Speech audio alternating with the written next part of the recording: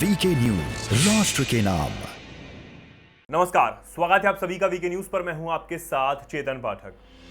ताजमहल, ये सुनकर आपको क्या याद आता है? यही ना कि सुंदर कलाकृतियां, मोहब्बत की निशानी, संगमरमर से बनी ऐसी इमारत जिसे सिर्फ हिंदुस्तानी ही नहीं विदेशों से भी लोग देखने पहुंचते हैं। 7 अजूबों में से एक जिसके पास बैठ के प्रेमी जोड़े जन्मों तक साथ निभाने की कसम खाते हैं। लेकिन आज वही ताजमहल इन सब चीजों की वजह से चर्चा में नहीं है।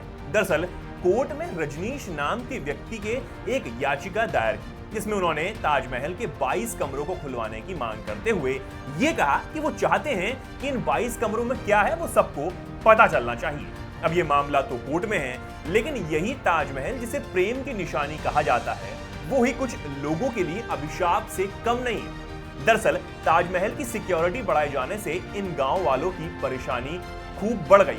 नतीजा, इन गांव में रहने वालों के घर पर ना तो रिश्तेदार आ पाते हैं और ना ही गांव के युवाओं के लिए रिश्ते आ पाता है। इसके चलते इन गांव के 40% युवा कुंवारे ही रह गए, जिनकी शादियां हो नहीं रही। इन गांव की सूची में शामिल है ये गांव गड़ी बंगस, गंगला पैमा, तफली नगला, अहमद बुखारी और नगला ढींग, जिनका रास्ता ताजमहल के बगल से होकर गुजरता है। इन गांवों की मुसीबत 1992 से बढ़ गई, जब उच्चतम न्यायालय ने ताजमहल को अपनी निगरानी में ले लिया।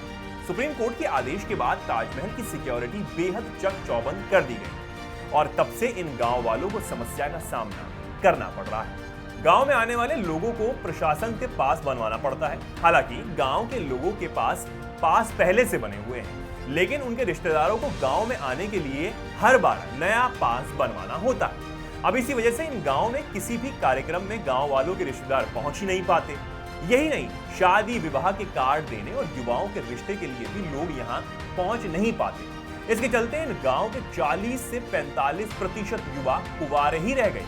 1992 में सुप्रीम कोर्ट द्वारा ताजमहल को निगरानी के लिए जाने के बाद इन गांव के लोगों को शहर जाने के लिए दशहरा घाट के पास लगे नगला पैमा पुलिस चेक पोस्ट से होकर गुजरना पड़ता है, या फिर 10 किलोमीटर घूमकर धांधुपुरा होकर जाना पड़ता है। इससे भी ज्यादा मुश्किल तब होती है जब इस गांव का कोई व्यक्ति बीमार पड़ता है, कोई महिला प्रेग्नेंट होती है। ऐसी हालत में यहाँ पर केवल सरकारी एम्बुलेंस ही पहुंच पाती है। इसके अलावा तब ये परेशानी और भी ज्यादा बढ़ जाती है जब कोई वीवीआईपी ताजमहल के दीदार के लिए पहुंचता है।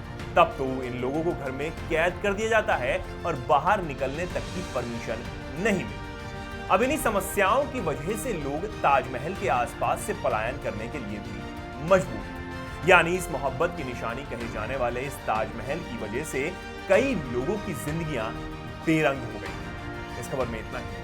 ऐसी तमाम खबरों को जानने के लिए देखते रहिए वीके न्यूज।